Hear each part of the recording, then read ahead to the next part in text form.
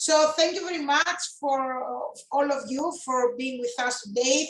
I would like to thank Sanjam and Maritime SheEO for the second year of hosting me as a panel with me as moderator and with all of you.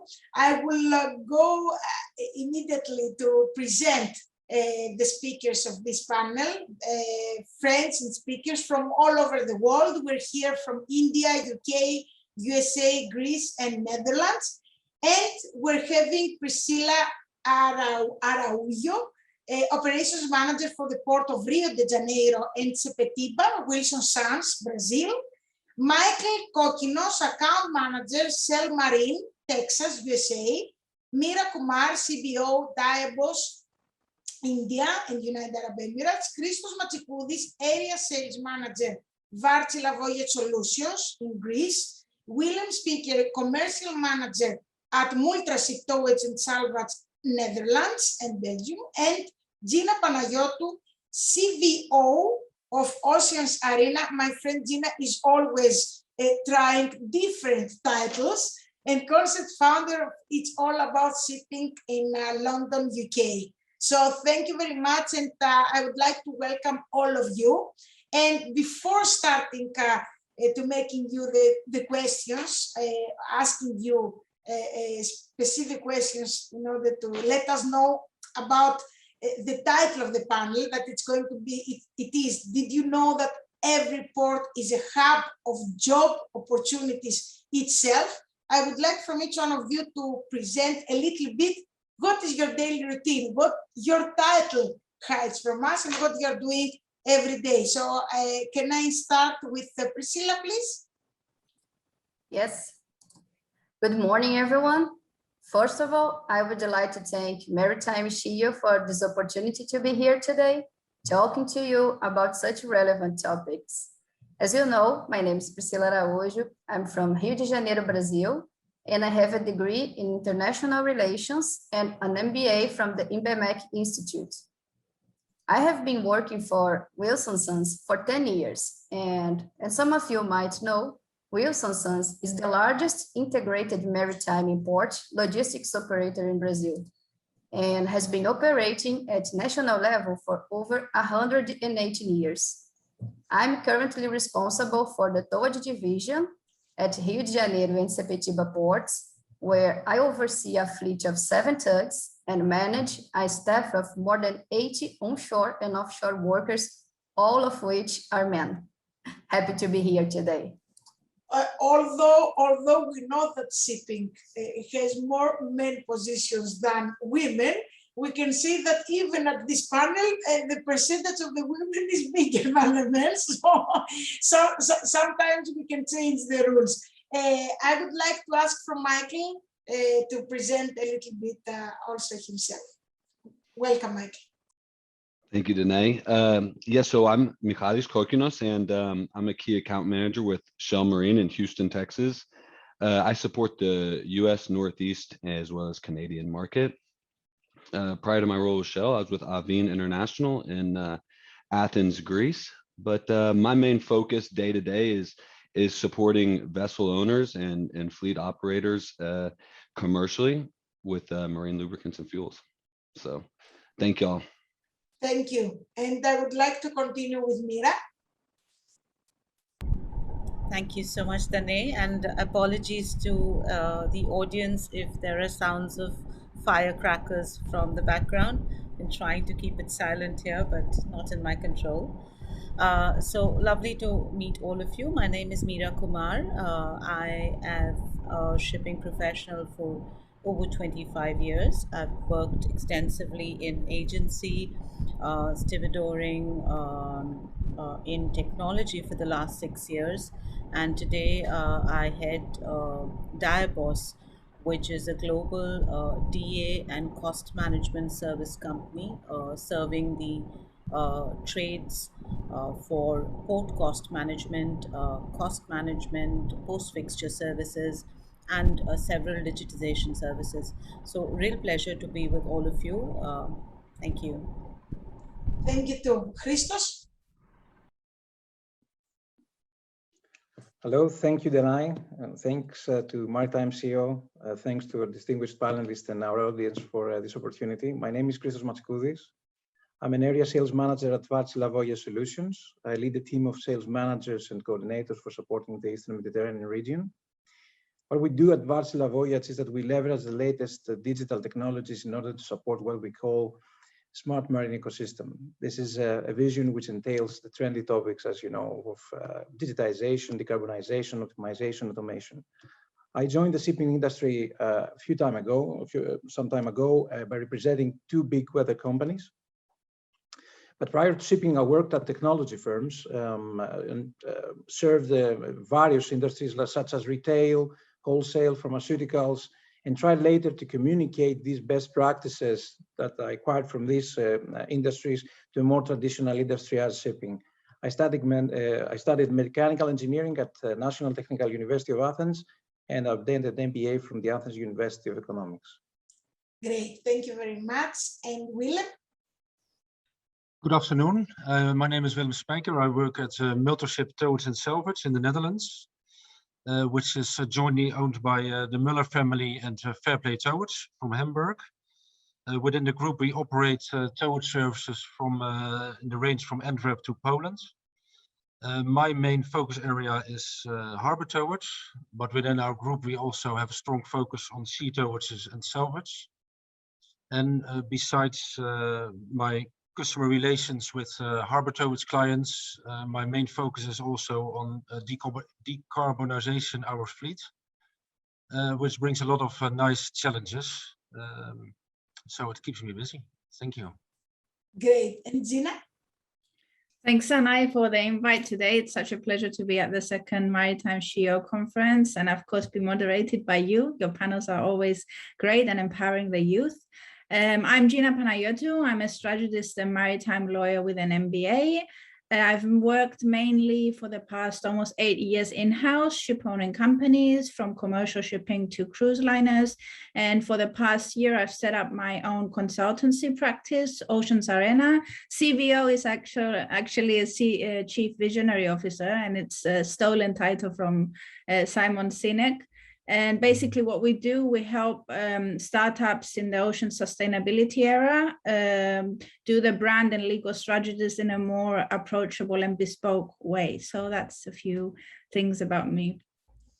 Great, and we will start. I'm Danae Bezantakou. I did not say a lot about myself. I am also CEO of Navigator Shipping Consultants, a robust network of ship agencies and towing companies from all over the world.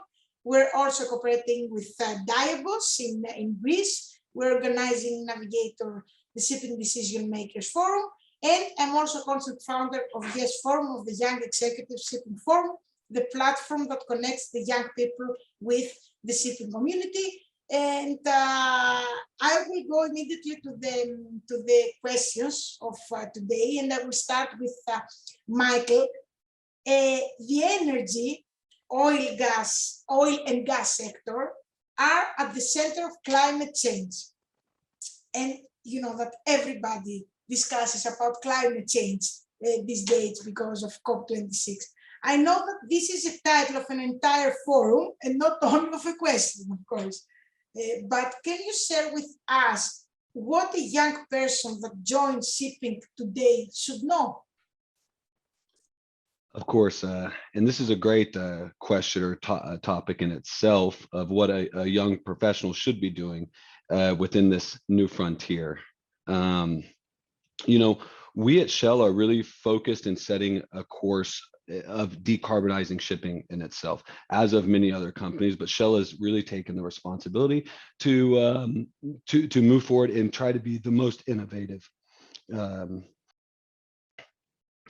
partner in the industry. But one thing I'd like to point out that we at Shell have definitely identified, as many as other players within the industry, as that there's no real silver bullet to how we're going to attack this complex challenge of net zero by 2050. And so with that said, there will most likely be many solutions to achieving this goal. And in addition, across all subsectors of shipping in itself. So in addition to shipping, there's going to be, as well as the industrial sector, as well as transport sectors, that will likely influence the outcome for shipping in itself. So one thing we've noticed in itself is that 90% of correspondents within the shipping industry have made decarbonization a complete priority. So with that said, as a young professional, I think it's really important to maintain a learner mindset within your approach to your career and making a difference, or making your own difference within the industry. So coupled with the learner's mindset, I think it's good to take the approach to think big, as well as once you think big and you can identify the problems, you start small, and then from there scale fast. So yeah, that's on a professional level. Now here at Shell, regarding decarbonization, what we're doing is developing future technologies.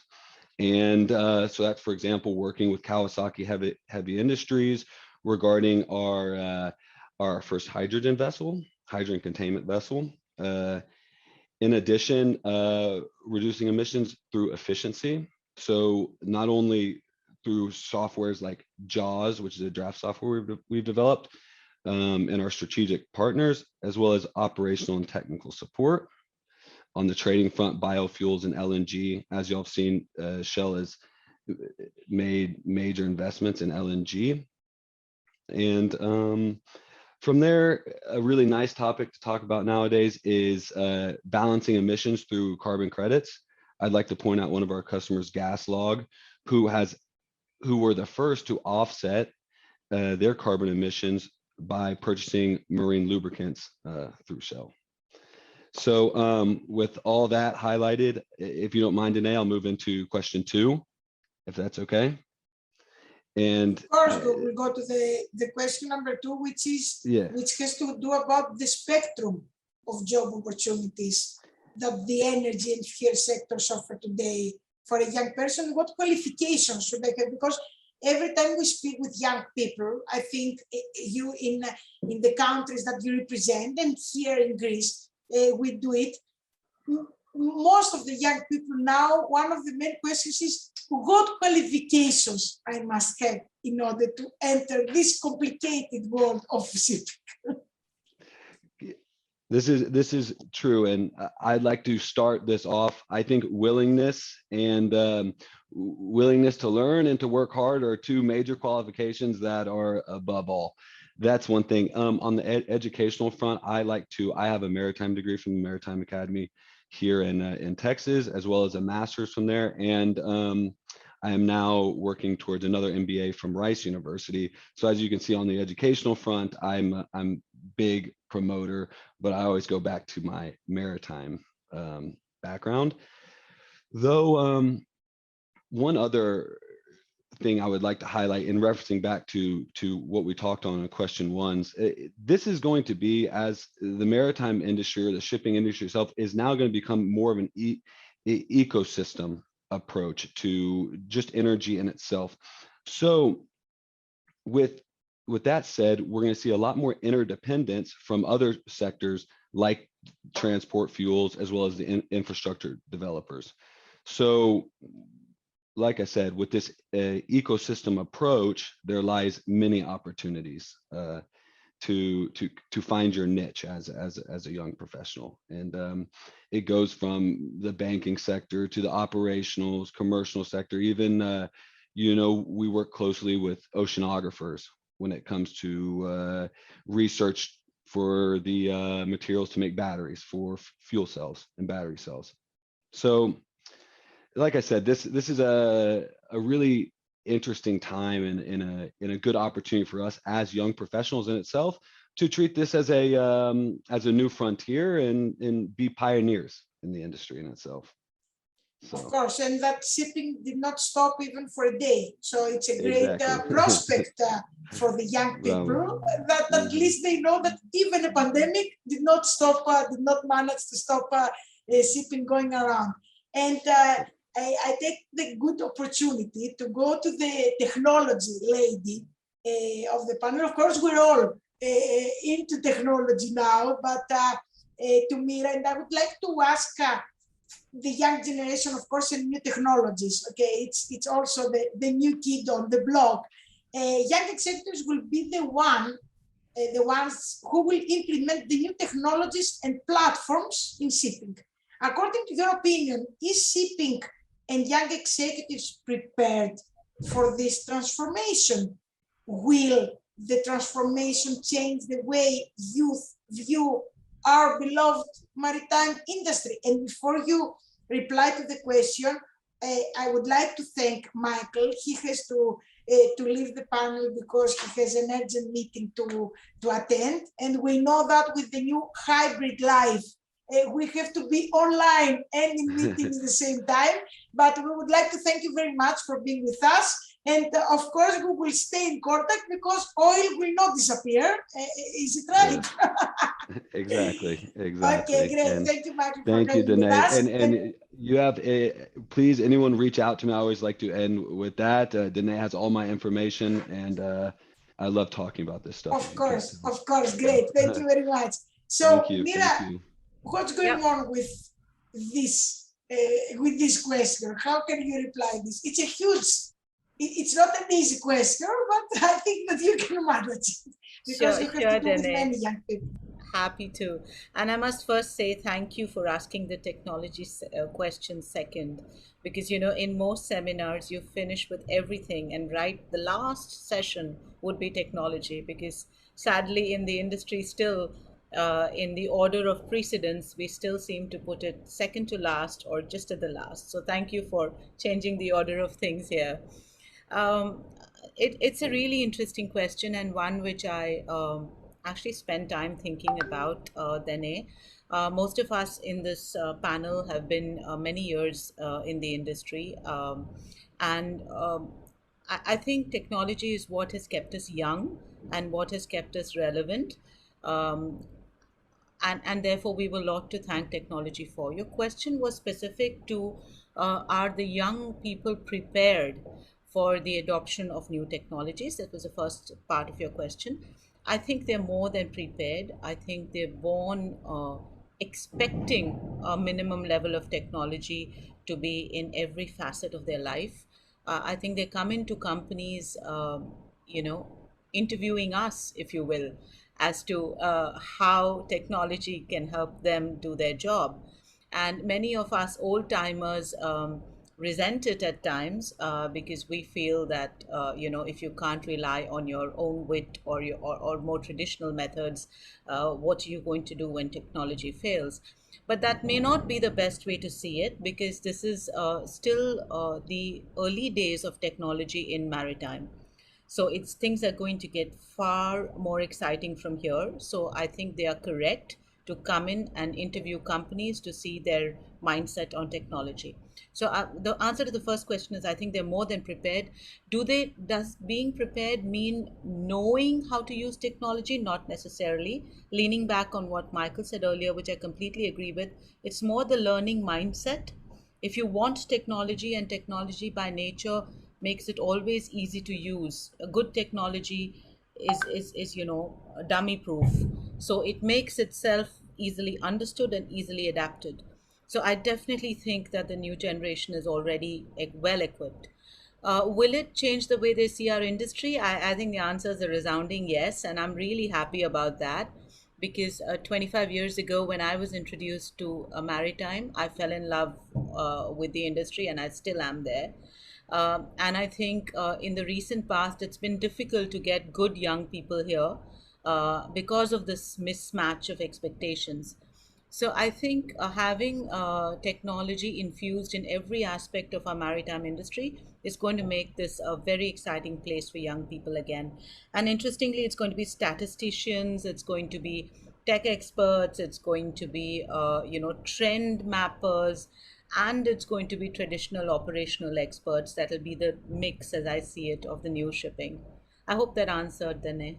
No, you answered very well, and I will just add that it's also, there is technology sometimes does not have the long-term commitment.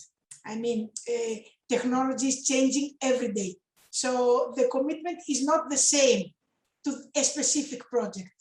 On the contrary, in shipping, you must be long-term committed and in love with this sector. So what I think that we must work a little bit more to the young people that will enter shipping and technology into shipping is this long-term commitment to the sector, because it will not be easy to change sectors and into shipping. And I will take this opportunity to give the microphone, to pass the microphone to Priscilla, because she's also working for a company that is a towing company, but is very much technologically oriented. Although they are also giving a lot of attention to the human element, because it's very important. And you also have the great, let's say, advantage of being a woman in shipping, which is, and you're performing extremely good. I mean, your position is very high, and in a company that we said that is also very innovative. So what you would suggest a young lady entering today a shipping company, and what was that motivated you to succeed and not to stop, although there were no female operations manager in the company? Well, thanks for the performance extremely well compliment. I truly hope that it came from my boss. I have to say that I was not probably the first woman. I was the first in my company in operations management, and I'm very proud to pave the way for many to follow, and I'm sure they will. Shipping is in fact a broadly male environment, but it has been changing a lot nowadays, and with more and more women coming to the sector. However, few of them are in or ever reach a leadership role. So what advice can I give for women who want to get into shipping? I would suggest not to be intimidated by this male environment. They must act as equals, show their abilities, and pursue their goals. Shipping is captivating, as you told, and the natural ability of women to multitask is a perfect fit for this area. Exactly. Yeah. And now, yes. For the second part of your question, what motivated me? Well, I have always been driven by challenges, and although succeeding in getting a leading role as a woman was indeed a challenge, it was easier because I love what I do, and reaching my professional objectives as a person may have been more important to me than the fact that I'm a woman. But the truth is, we need to change the scenario of not seeing women in leading roles in shipping. The motivation should be the job, not the gender. In summary, that's what I believe, Danae. Exactly. When you love what you're doing, there is no gender into this. You just love what you're doing, and this is what I also replied in a panel that I was invited yesterday for a new incubator for entrepreneurship in Greece, when they asked me, what's going on with the young entrepreneurship, the youth entrepreneurship, or the women entrepreneurship? And I said that entrepreneurship does not have a gender. Sorry to say this to you. It has to do with the capable entrepreneurs and the non-capable entrepreneurs. So the same I will say for the people in shipping. But if you love what you're doing, there is no gender, and everybody respects you. And we will go now to the man of the towing world, because you are also having a great career, and the company Multraship Towage and Salvage is a towing company with a long history in shipping service, in some of the busiest ports of Europe. Could you explain how important are towing services for vessels operations and what the future holds? Yes, I think basically towage is safety. We assist vessels with escorting and mooring and unmooring. And we also assist vessels at sea that are in distress, for instance, with engine troubles or whatever can go wrong. So I think it is inherently to do with safety, and to say what the future holds, nobody knows, of course. I think the near future holds that we are all looking for alternative fuels to cut our emissions. The midterm future, I think we are looking at remote controlled operations, especially for mobilization stretches. And in the long future, it might be autonomous sailing, or even swarms of smaller tugs that are deployed by software systems, or whatever you can imagine. I think that's the beauty of our profession, is that we can dream, and we can only work towards that dream in many aspects.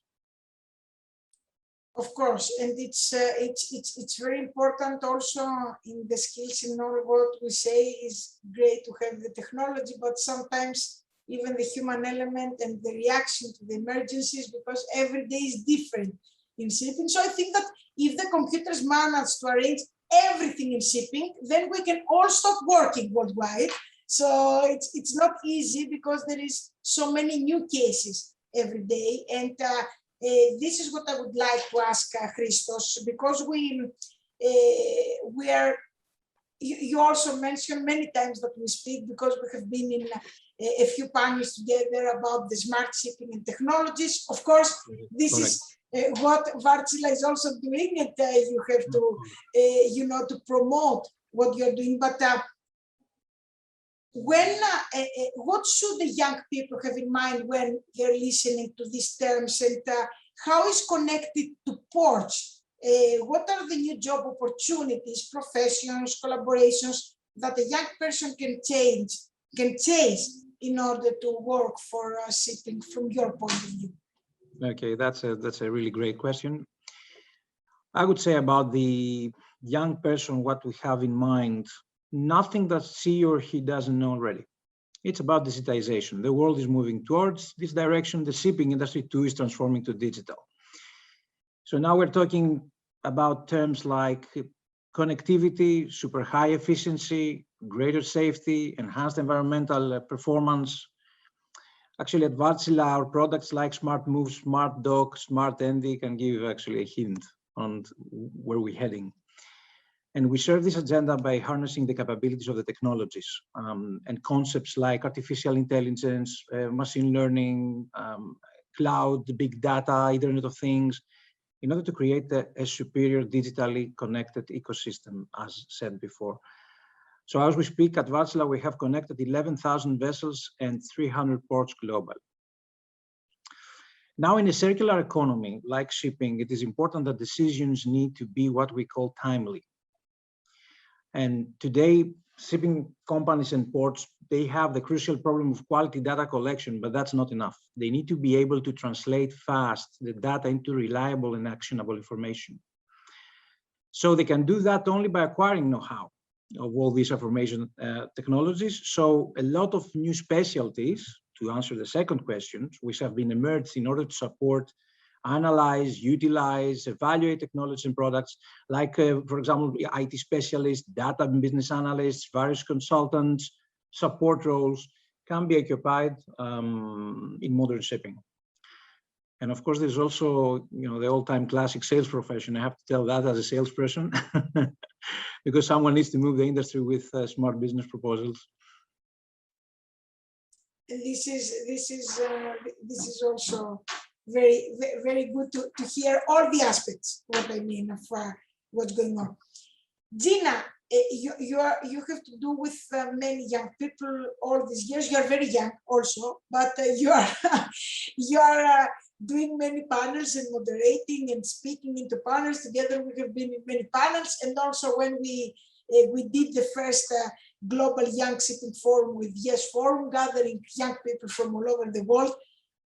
And the reason that we are also doing many panels with many young people from all over the world, is that shipping is worldwide. I mean, shipping is not only, it's a worldwide job. It's not only, it's not a local job. It's an international job. So many people, young and older, they are thinking during their lives to change country, to go to another country to work, maybe for better money, for better life. Are there specific links that can help in the process of finding a job in another country? And at which point would you suggest a young person to work abroad at a junior or at a senior level? I think you're very correct in saying, I mean, shipping can really take you anywhere because it's such a global industry. Now there is huge opportunities, I mean, and there's different ways to go about it. Obviously, there's not a one size fits all. What I would say when it comes to relocation, like the main difficulty is like understanding and knowing your why. Why are you doing it? Because it's a move beyond your comfort zone. So it does have its own hardship. So it's really all about the mindset and whether you're looking at it as a new exciting journey with what it has to offer, or if and what the reason you're doing it for. Essentially, each has a personal reason and goal. When it comes to specific linking and networking yourself in the new place that you're looking to relocate, I think it's very helpful to try and reach out to maybe communities or people that can connect you to somebody locally there just to get a better understanding. That's probably a more realistic perspective.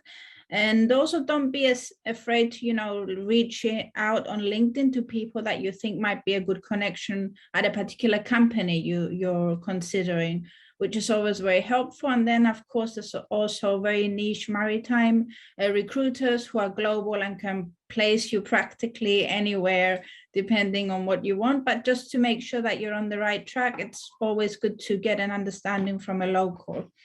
Now to answer whether junior or senior, I think, again, it comes down to your why. It's not there's not a correct answer to it. What I would say, if you're moving at a more junior level or staying on in a foreign country after your studies, it's probably more easily to adjust and build your circle and adapt to the culture. But on the other hand, what I see, having talked to people who come on in junior roles, is that they have this nostalgic, perfect picture of how it's back home, and they've always got it at the back of their mind, and there's regret, so it kind of sets you back. So maybe when you relocate at a more senior level, as I did, even though I'll take your compliment of being young, but I did relocate like 10 years after working in Cyprus. You're more mature and more aware of why you're doing this and what you want, and possibly have a better understanding of, finding that job that really suits you. So yes, and you may not still find it all over the world if you don't really want it.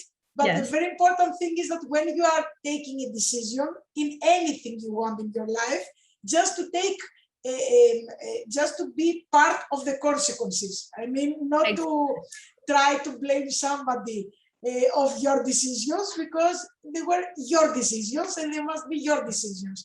So this is very important, and of course it's up of why you do it. I mean, if you're older and you want to have a family, you will maybe stick in that country.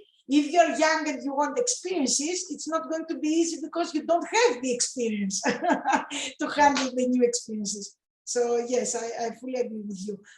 Mira, there are some, now that we're saying about the consequences, and when you're saying something, we are hearing many times stereotypes of, one of the stereotypes that we're hearing very often lately is that the technology will replace the humans. The human people, the people. And many people, very well that we're hearing, if you use a platform, it may replace my job. So you are working in Davos, that you cooperate with many operators, owners, brokers, and I don't believe, because we're also cooperating together, that anybody has been replaced by Davos, but they have having a better life, business life. how can you explain from your point of view, because you're speaking with many people all over the world, how platforms help the operation and commercial departments, because of your case, it's the operations and commercial departments in all maritime stakeholders without having an intention to replace them. And what are the reactions from all the kind of ages, and maybe a little bit more from the young people? Do you believe that there is still a fear that the technology may replace them? Thanks, Danae. That's a big question, and I guess a slightly controversial one, but I love those kinds. So thank you. I think the statement comes from a very natural fear of change, and technology is revolutionizing our industry and many others before maritime, and it comes from a space of not understanding. Because end of day, as I see it, many people use the same words before me. Many of the speakers, we use the word ecosystem, we use the word knowledge sharing, we use the word facilitating better decisions. So for all of this, if you notice, an ecosystem connects various people, end of day, and companies. It doesn't replace them. Knowledge sharing connotes that it has to be shared between, point A to point B, not replace it. And even terms like Chris used earlier on artificial intelligence and machine learning and all of these are designed to aid the human being, as I see it. The only areas that will perhaps naturally dissolve will be those areas where we are repeating or doing non-intelligent work, or duplicating, or leading to error due to multiple handling. Those are the little few things that will sort of naturally evolve and dissolve. But I do think that, for example, in Davos, we deal with over 8,000 agents globally. We deal with many times that in terms of other port vendors. Uh, there was a feeling maybe 20 years ago when such business started that multiple parties, competitors, could not be on the same platform. And today, 20 years later, more and more people are looking at getting on the same platform. Those initial fears of, what if my competitor knows about me? Or, will it be easier for them to find my client? Or, is it all going to become about price? 20 years later, we realized it was unfounded, because people found ways to distinguish their own business value, and business actually flourished. It became easier to go global without having to set up entire offices, and then slowly make inroads. Digitization allowed companies to move shores very easily. So I do think, Danae, briefly, that the ecosystem is such a beautiful word, because it basically, I think, has a huge human element to it. It connects us, it feeds us, it nurtures us, it gives us more transparency, and it helps everybody get an equal chance at growth.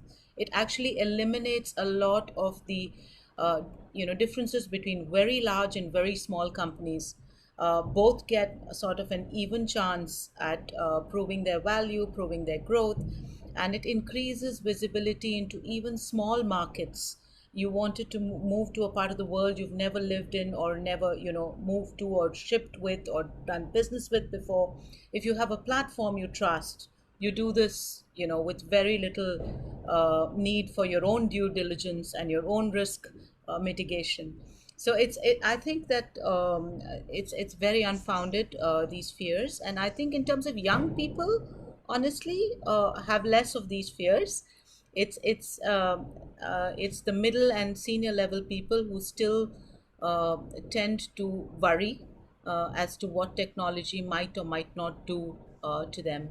But I think, my personal opinion, it's unfounded. And as long as one chooses the right partners, it can be transformational. Exactly, Thanks, the Dennis. teamwork. I would ask Priscilla about the pandemic and the challenges that they're facing, but she's facing a challenge about an emergency into the port. So she has to go, and this is shipping. So Priscilla will not ask you about the challenges, but we will have you in one of the next panels in order to tell us if you managed to to face the challenge. So Priscilla, it was very nice having you from Brazil, and we wish you all the best in this emergency. And let's hope that we're sure that you will manage to face it. So Yeah, the sure. best. Thank you. Thanks again for the invite, and I hope to see you soon. Of course. Okay, of till course. next time. Thank you, Priscilla. Thank you very much. Bye bye. So I would like now to go to Willem and ask, how did you decide to work in this part of the shipping sector? What are the main qualifications somebody should have in order to join a commercial department? Except not being afraid that the technology will replace them. Well, I was born near the sea here in the Netherlands, so shipping had my attention from a very young age. And after I went to school in Rotterdam, I came back here to the southwestern part of the Netherlands to join a shipping agent, where I worked for about 13 years before I wanted to broaden my horizon to other parts of shipping. And I think shipping agencies have a very good, how do you call it, a base. It gives you a very good base knowledge of all the parties that are involved. So I could really make a choice in which parts I would want to go further. And then, well, in our area, Mentorship is a very well-known company with a good, which is a good place to work. What do you need to work at the commercial department? I think you need a good knowledge about the business, about your own business, but also the business of your counterparts.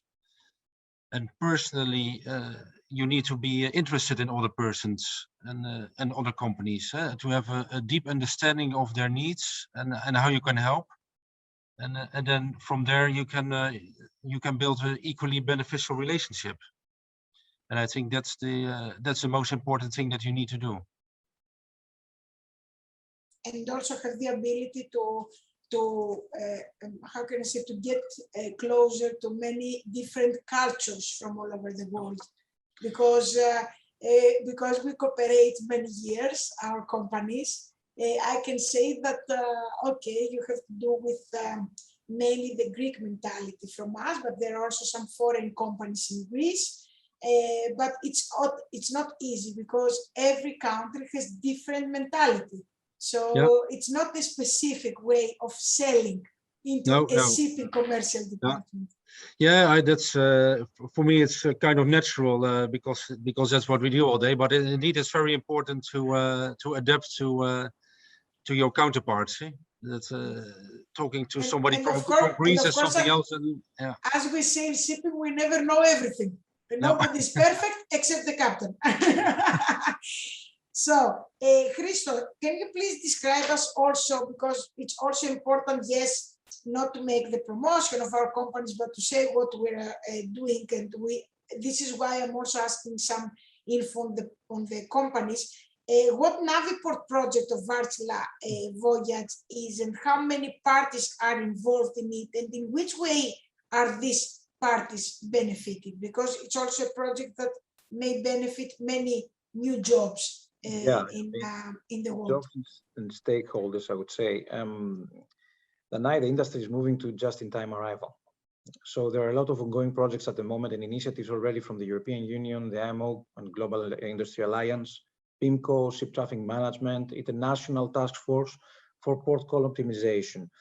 Naviport is Wärtsilä Voyages awarded just-in-time arrival solution for the ports. And in other calls, we're talking about this digital port call solution.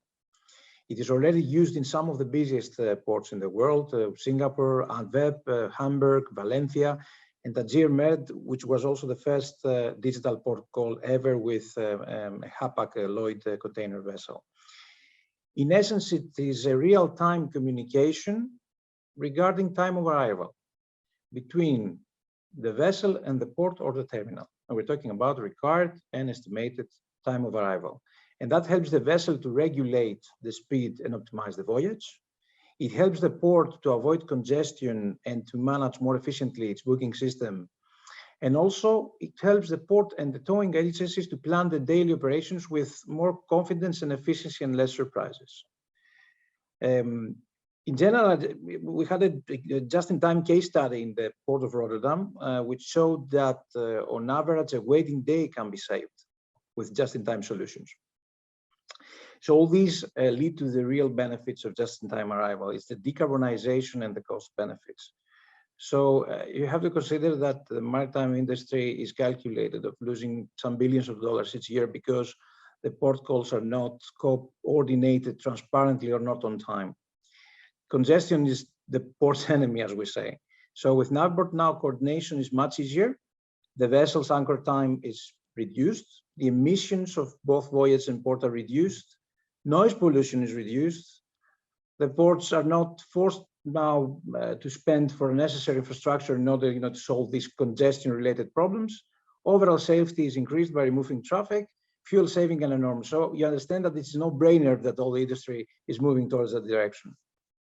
So you believe that the next, I will not say 3 months because it's very short period, but the next 6 months, because the pandemic, we see that we're having new rising numbers in many countries, at least in Europe, with COVID.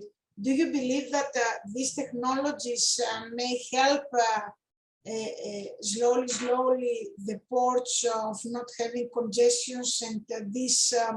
Of course. It's very important, and but mainly it's also the benefits are in the voyage. The vessels are saving, much fuel. They optimize their voyage. There's not, because the industry is getting to the super slow steaming, and that is very important that all these vessels come, in the right slots at the ports. But always very important to filter which people will promote these platforms and will make these technologies happen in shipping, because shipping, as we said before, it was the only sector that did not stop due to the pandemic, and it is attracting lately many funds and newcomers and golden boys and girls, as I mentioned them, without understanding that it's not a sector just to to earn money or to create platforms, but a sector that runs the 90% of the worldwide trading. And I will finish this panel with the question to Gina, because she's always speaking about the young talent. And so you have replied it again. I don't know, sometimes I have to, to gather all these questions to you about talent and to see every 3-4 years what you are replying, and if this is changing. But I think that more or less it's the same. How young talent contributes to shipping, and strategy to fill gaps, how to attract talent to shipping. I tell you, I will do once again this question to you, but I think that we need to hear it, even if it remains the same or changes a little bit. So what you will say to us this year? It has changed it or it remains the same? I think the main kind of umbrella is always consistent. So the young talent and talent in general is the future, full stop. But I'm very happy that you're answering, that you repeat this question, because it will come down to what I will discuss about the strategy in a second. I will separate it in two kind of phases when it comes to young talent and how it contributes to shipping. So if we take, for example, climate action, one of the main drivers and the emphasis that is given is because of the social voices out there putting so much pressure on stakeholders and government heads. So that's quite important.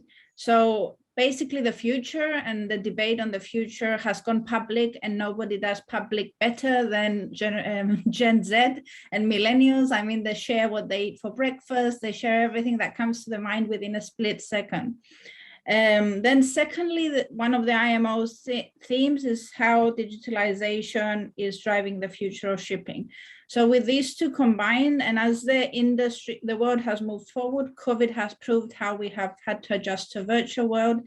And as the world is moving forward, so is the shipping industry. So it needs to compete, and it cannot compete if it does not have this younger generation on board who have a different kind of more purpose-driven approach. Other things are more important to them. They adapt very quickly, as we have seen with COVID. They were the first kind of generation that were easily to adapt to working from home. They bring new ideas. They have a more reactive approach. Social media is all about reaction and quick reaction, so that's quite important. And now coming back to what you said and why I'm happy that you asked this question, I think in filling the gaps, and you know that I'm a very passionate brand ambassador of the industry, as you are also. You are my inspiration, in fact. We need to brand this industry better. I mean, that's another full stop and non-negotiable for me. We're not doing a very good job. We need to be putting out there more. I mean, it really makes the world go around. It didn't stop for a minute during COVID, and a lot of people don't know it. So things like what you do and taking students to shipyards to see what it's all about, and just captivating them basically on what shipping does. Secondly, I think we also really need to try and cater our mindset a little bit to their needs, because shipping has a more traditional kind of mindset. So we need to somehow make it more sellable. Maybe the salesperson here can give us some tips on how we can do that. And it needs to grow towards a purpose that people will feel proud to be a part of. So in that respect, making it more attractive. And I'll also, on a final note, touch on what Mira said about technology. It's all about technology now. That's definitely changing the scene. So it's helping us to bring this new talent and attract it with new roles.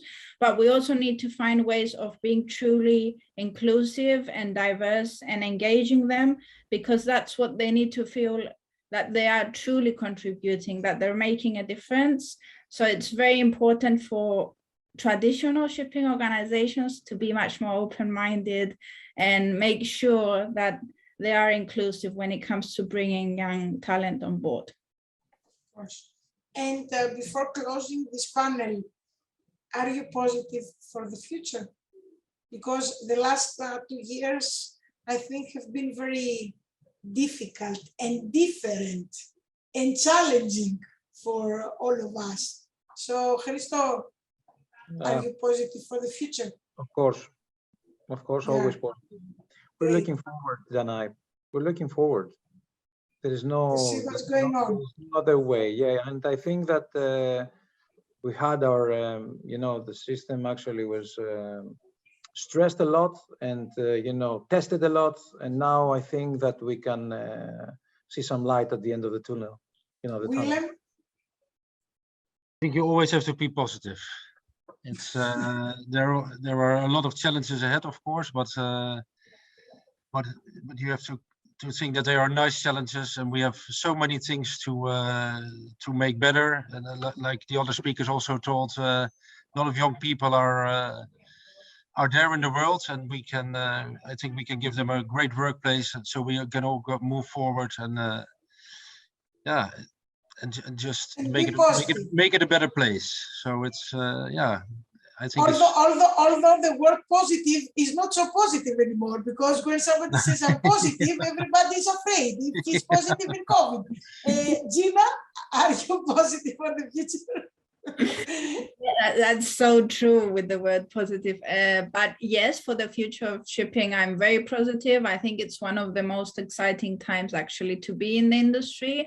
But I also think that COVID, as challenging, as frustrating and distressing as it was, it definitely taught us to be more creative and more collaborative. So definitely a bright future ahead. Great. Mira? Absolutely, Danae. I think we all of us here feel a bit like survivors, There's been so many ups and downs, and here we are. So I think, and there's no industry that better demonstrates resilience than shipping and logistics. So even with the vaccines, right? So I am extremely positive about the industry as a whole. For sure. So with this positive, note, I would like to thank you all. The new hybrid life affected our panel. So two of the speakers had to go to emergencies during their speech. This is the new positive hybrid life. I would like to thank Chris, Willem, Gina, Mira, and of course Priscilla and Michael for participating in this panel. We had to manage India, UK, USA, Greece, Netherlands, and Brazil to be the same time at the same time panel, and we finally made it. So thank you all very, very much, and hope to meet again soon. And let's be positive to meet face to face and hug and kiss each other. Thank you all very much. Thank you, Danae. It's been a pleasure. Thank you. So I think that we are okay. I also stopped recording. Sajam, we had new hybrid speakers that they had to go somewhere else. Oh, this is great. Thank you so much, Danae. As usual, you've been such a wonderful support, a wonderful friend. And thank you to all the speakers who joined us today. We thank you for organizing it for second year and for doing everything. And the least we can do is to support each other. So I was very happy to be among friends and colleagues, because most of us cooperate in several projects, profit and non-profit. So it was nice that we met with Maritime SheEO, because this is what I also believe, that it's good to be together, not only in business, but also in the panels. So I'm happy that Willem, Mira is okay, he's already participating, Chris and Gina. Willem was his first time, and Priscilla in a panel like this. So I hope that you enjoyed. Fabulous. But we definitely, Mira, don't you agree with me? We need to have everybody down here to Mumbai next year. Of course. We'd love for you to be here. We'd love to host you all. First, you will come in Posidonia in June. Yes. I will not say no for that. Tandem, you and I shall travel together there. So first we will all meet in I think Mira and Willem must be in Posidonia, because they have a stand to attend. So they must be in Posidonia. Yeah, we will be there. But let's hope that also Sajam, Gina for sure she will be. She's a party girl also. And Chris will also be, because he's living in Greece with me. So all right. So, great. So we will be in touch. Yep. Many kisses. Thank you all so much. And may I again apologize for my starting trouble. No, it was no problem. It was okay. Finally, Diwali stopped for us. I mean, we even stopped Diwali. And Danae, because before we leave, I wanted to say something. I'm hiring some people for my team at Wärtsilä, and